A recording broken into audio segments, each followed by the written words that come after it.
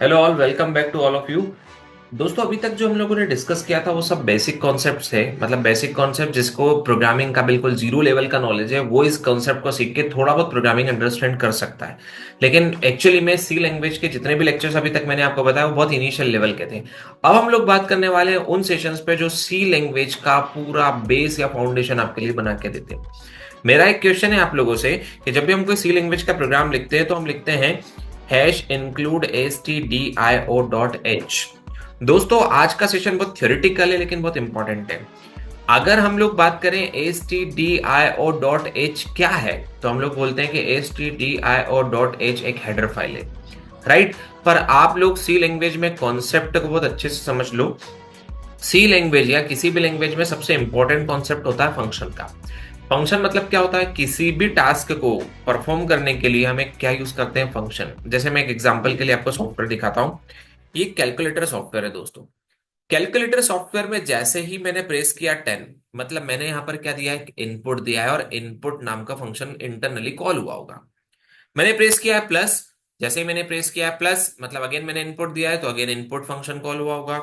मैंने प्रेस किया 20, जैसे ही हमने प्रेस किया 20, अगेन मैंने प्रेस किया 20, मतलब वापस से इनपुट फंक्शन कॉल होगा। और जैसे मैंने इक्वल टू पे क्लिक किया मुझे क्या मिल रहा है? आउटपुट में 30, मतलब यहाँ पर जो कॉल हुआ है वो आउटपुट फंक्शन है। अब दोस्तों, एक चीज का स्पेशली ध्यान रखना कि हर प्रोग्रामिंग लैंग्वेज में बनने वाले प्रोग्राम में हम कौन सा कॉन्सेप्ट तो ऑलवेज यूज करेंगे ही करेंगे, तो वो कॉन्सेप्ट है आपका फंक्शंस का। मतलब हर प्रोग्रामिंग लैंग्वेज के अंदर बनने वाले प्रोग्राम में हम फंक्शन कॉन्सेप्ट को यूज करेंगे ही सही। अब हम लोग फंक्शन कैसे आइडेंटिफाई करेंगे? तो सीधा सा फंडा मैं अब आपको जो बता रहा हूं वो याद रखना।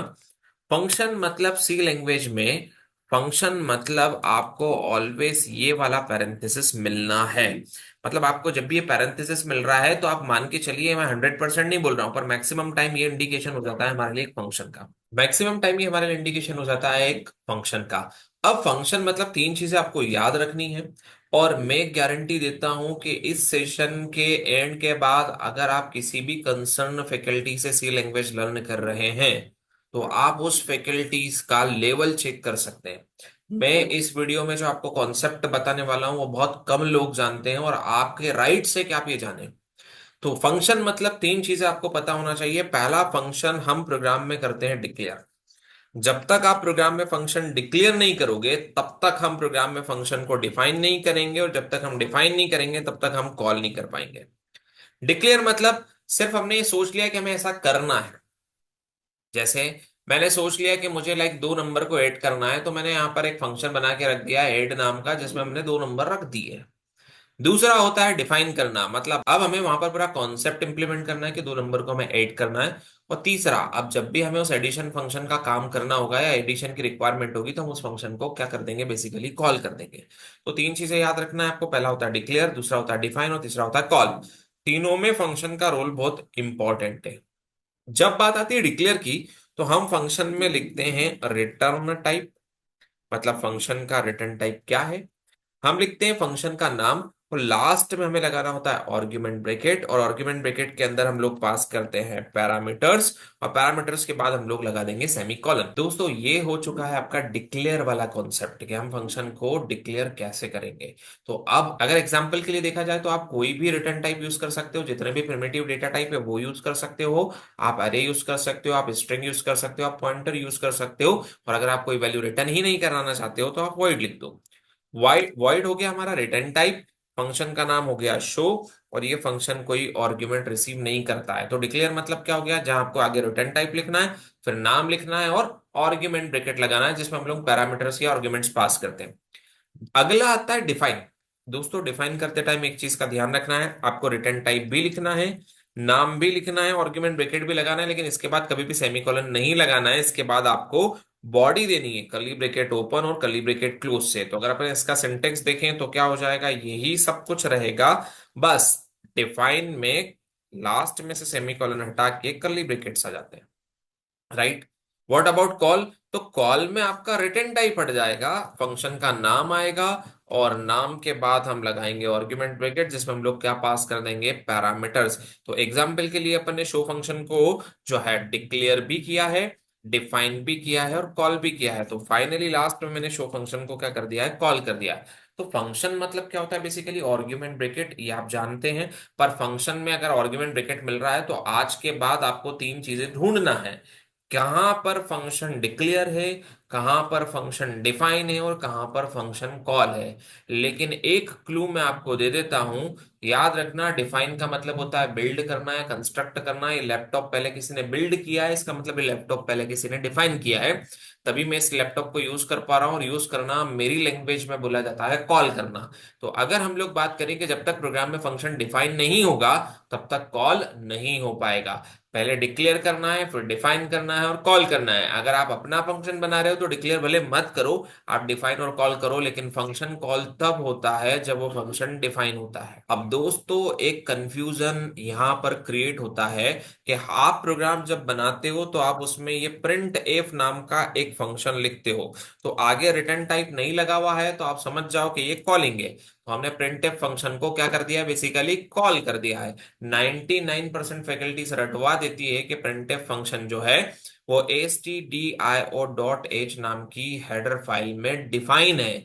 अगर वो हेडर फाइल में डिफाइन है तो मेरा अब आप लोगों से एक डाउट है कि इस हेडर फाइल को क्या हम देख सकते हैं। तो 110% हम इस हेडर फाइल को देख सकते हैं। इसीलिए मैंने आपको बताया था कि सी का कंपाइलर आप सिर्फ एक यूज नहीं करें, प्रीवियस वीडियो को वॉच करें। मैंने आपको 2 से 3 कंपाइलर इंस्टॉल करना सिखाए हैं, उसमें से दोनों कंपाइलर जीसीसी और टर्बो सी में मैं आपको आज प्रूव करके बताता हूं कि इंक्लूड नाम का फोल्डर है।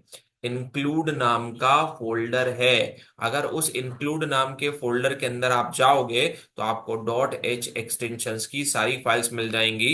और अगर कोई ये बोलता है कि उन डॉट एच फाइल में फंक्शन डिफाइन है, तो आप आज के बाद जाना, ओपन करके सामने वाले को दिखा देना, वो कभी आपको जस्टिफाई नहीं कर पाएगा कि डिफाइन कहाँ है। तो अब इस सेशन को मैं एंड में जब कंक्लूड करूंगा तब मैं आपको बहुत सारे ऐसे ट्रिक्स बताने वाला हूं जिससे आप सी किसी भी लेवल तक इंप्लीमेंट कर सकते हैं। तो दोस्तों आज के सेशन में आपको मेन 3 चीजों पे कंसंट्रेशन करना है, डिक्लेयर, डिफाइन और कॉल। अब हम जाते हैं प्रोग्राम में, और आप जाएंगे जहां पर हमने इंस्टॉल किया है सी को। तो मैं जाता हूं सबसे पहले सी ड्राइव में जहां मेरे दोनों कंपाइलर अवेलेबल है। पहला जीसीसी, ये रहा टीडीएम जीसीसी। जैसे ही मैं इसमें जाता हूं तो यहाँ पर आप देखिए इंक्लूड इज अ फोल्डर। मैंने हमेशा बोला है आपको, इंक्लूड को लोग बोलते हैं इंक्लूड करने के लिए, पर एक्चुअली में इंक्लूड एक फोल्डर है। ये मैंने जीसीसी में दिखाया, मैं आपको टर्बो में भी दिखा सकता हूँ। और टर्बो सी के अंदर भी आप जाएंगे तो दोस्तों ये रहा आपका इंक्लूड नाम का फोल्डर। और जब आप इस इंक्लूड नाम के फोल्डर के अंदर जाते हैं तो ये रही सारी हेडर फाइल्स। इसका मतलब हम सी लैंग्वेज में सभी के सभी हेडर फाइल्स को देख सकते हैं। अब मैं आपको जो बताने वाला हूँ वो सबसे मेन काम है। हम लिखते हैं stdio.h, तो आप सर्च करेंगे तो ये रहा आपका stdio.h। और दोस्तों अगर किसी ने आपको ये रटवा दिया है कि इस डॉट एच फाइल में फंक्शन डिफाइन है, तो आप गलत ट्रैक पे जा रहे हैं। और राइट क्लिक करके जैसे ही मैं इसको ओपन करके आपको इसका कोड दिखाता हूं, तो मैंने इसका कोड ओपन किया है सब लाइन में। और दोस्तों अब आप देखिए यहाँ पर मैं वन बाय वन इसको स्क्रॉल करता हूं, लेकिन आपको देखने को मिलेगा कि यहाँ एक भी फंक्शन क्या नहीं है, डिफाइन नहीं है। यहाँ जितने भी फंक्शंस हैं वो सब डिक्लेयर हैं। और आप देखेंगे कि डिक्लेयर कहाँ है, तो आप नीचे आइए, देखिए यहाँ पर कोई भी फंक्शन डिफाइन नहीं है। आप चाहें तो अपने सिस्टम में इंस्टॉलेशन करें, ओपन करके इस फाइल को आराम से चेक करें। लेकिन जब आप स्क्रॉल करके डाउन आएंगे तो यहाँ पर आपको सब कुछ मिलेगा। वैसे ही मैंने यहाँ पर देखा प्रिंट एफ। और दोस्तों याद रखना, यहाँ पर जो प्रिंट एफ ये मैंने हाईलाइट किया है ये डिक्लेयर है, ये डिफाइन नहीं है। आप पूरी फाइल को विजिट कर ले, यहाँ फंक्शन डिफाइन है ही नहीं। पर मैंने आपको अभी एक क्लू बताया है कि जब तक प्रोग्राम में फंक्शन डिफाइन नहीं होता है तब तक कॉल नहीं हो पाता है। तो जो आपको ये बोल रहा है कि डॉट एच फाइल में फंक्शन डिफाइन है, तो मैंने आज आपको सिखा दिया है कि डॉट एच फाइल में तो फंक्शन डिक्लेयर है। तो फिर क्वेश्चन ये अराइज होता है कि वो फंक्शन डिफाइन कहाँ है। और अगर वो डिफाइन कहाँ है, जब तक हमें ये नहीं पता है, आप सी के बेसिक्स ही क्लियर नहीं कर पा रहे हो। आप आगे की तरफ कितना ही मूव ऑन कर लो, आपका सी यूजलेस है, क्योंकि आप गलत ट्रैक पे सी पढ़ रहे हो। आपको ये पता होना चाहिए कि हर हेडर फाइल में फंक्शन डिक्लेयर है, वहां पर फंक्शन डिफाइन नहीं है। अगर मैं चाहूं तो ये हेडर फाइल हटा के भी डायरेक्ट ये जो डिक्लेरेशन है यहां से उठा के मैं अपने प्रोग्राम में पेस्ट करके भी चला सकता हूं, क्योंकि हमारे प्रोग्राम को अभी डिक्लेरेशन चाहिए था। पर मैंने आपको सिखाया है कि जब तक डिफाइन नहीं होगा कॉल नहीं हो पाएगा। तो डिक्लेरेशन से कॉल कैसे कर पा रहा है, ये एक बहुत इंपॉर्टेंट कॉन्सेप्ट है। तो आप एक नई चीज आज सीखने वाले हैं, जो आप किसी भी ट्रेनर को सिखा सकते हैं, जो आप किसी भी फ्रेंड को सिखा सकते हैं, जो किसी भी जूनियर को सिखा सकते हैं। You can teach this things to anyone. तो क्या वो कॉन्सेप्ट है, मैं यहां से उठाता हूं प्रिंटफ फंक्शन को, और हम अपने प्रोग्राम में उस प्रिंटफ फंक्शन को चिपकाने वाले हैं। तो मैंने यहां से उठाया है एक फंक्शन जिसका नाम था प्रिंटफ, और प्रिंट एफ को मैंने यहां से किया कॉपी। और दोस्तों अब मैं अपने प्रोग्राम में से हेडर फाइल्स को ही हटा देता हूं। अब मैं यहाँ पर जो प्रोग्राम है उसमें मैंने जो फंक्शन यूज किया है, वो कौन सा फंक्शन है, बेसिकली वो प्रिंटफ फंक्शन है। ये मैंने हटा दिया, जिसका रिटर्न टाइप INT है। और अब मैं इस प्रिंटफ फंक्शन के अंदर डबल कोट्स में कोई भी मैसेज दे सकता हूँ, हेलो ऑल। और अब आप एक नई चीज सीख चुके हैं कि हेडर फाइल लिखने से वो इतने सारे फंक्शंस हम लोग ऊपर डिक्लेयर कर रहे थे, पर हमें चाहिए था सिर्फ प्रिंटफ फंक्शन। तो हम इतने सारे फंक्शन क्यों डिक्लेयर कर रहे हैं? अगर आप इतने सारे फंक्शन हेडर फाइल लगाने से ऊपर डिक्लेयर कर रहे हैं तो प्रोग्राम में लाइन ऑफ कोड बढ़ा रहे हैं, और लाइन ऑफ कोड अगर बढ़ रहा है तो आपका प्रोग्राम ऑप्टिमाइज नहीं है। मैं आपको फिर बार बार यही चीज रिकॉल करा रहा हूं कि आप लोग 99% गलत ट्रैक पे सी पढ़ते हैं। आपको राइट ट्रैक पे सी पढ़ने की बहुत ज्यादा जरूरत है। मैंने इस फाइल को सेव किया है, और अब हम इस प्रोग्राम को कंपाइल करेंगे। और जैसे ही मैंने कंपाइल किया दोस्तों, ये प्रोग्राम सक्सेसफुली कंपाइल। इसका मतलब बिना हेडर फाइल के हमने प्रोग्राम कंपाइल किया है, और जैसे ही हम रन करेंगे तो मुझे आउटपुट पे मिल गया हेलो ऑल। अभी भी मेरा डाउट सेम है, ये क्वेश्चन मैं आपसे एक्सपेक्ट कर रहा हूं। जब तक मेरे चैनल पे इस वीडियो पे आप 500 प्लस कमेंट नहीं कर देते, तब तक मैं इसका सॉल्यूशन आपको नहीं दूंगा कि हेडर फाइल्स के अंदर जो डिक्लेरेशन है, तो फिर इस प्रोग्राम में जो प्रिंटफ फंक्शन है उसकी डेफिनेशन इस प्रोग्राम को कहां से मिल रही है। ये अगेन डाउट रहेगा। जिस दिन मुझे इस वीडियो पे 500 प्लस कमेंट्स मिल गए, उस दिन मैं आपको सॉल्यूशन बताऊंगा अगले वीडियो में। तो दोस्तों, ये एक बहुत यूनिक कॉन्सेप्ट था जो मैंने आपसे आज शेयर किया है। नेक्स्ट वीडियो में मैं आपको और बहुत ज्यादा डिटेल में यूनिक कॉन्सेप्ट बताने वाला हूँ सी लैंग्वेज के, जो आपका फाउंडेशन होगा, बेसिक्स होगा। उसके बाद हम लोग सी लैंग्वेज पढ़ना स्टार्ट करेंगे। तो अगर अभी तक आप लोगों ने चैनल सब्सक्राइब नहीं किया है तो सब्सक्राइब कर लो, क्योंकि इस चैनल पे जो कंटेंट मिलने वाला है वो आपने कहीं नहीं देखा होगा।